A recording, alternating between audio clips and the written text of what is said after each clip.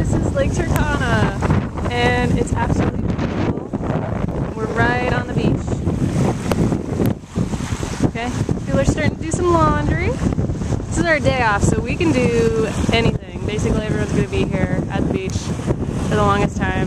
Doing laundry, reading, going in the water.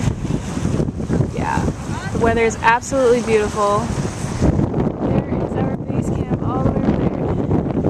So it's not that far of a walk. It takes maybe 5 minutes to walk. Yeah, it is gorgeous and the weather is perfect.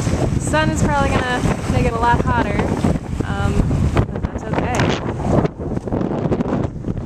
Everyone's kind of down here, although I think the staff and interns have to set stuff up, so it's kind of unfortunate for them. Yep, get to enjoy a beach day. I haven't been to the beach in a really long time, so it's kind of awesome that Africa is my first beach day of the summer.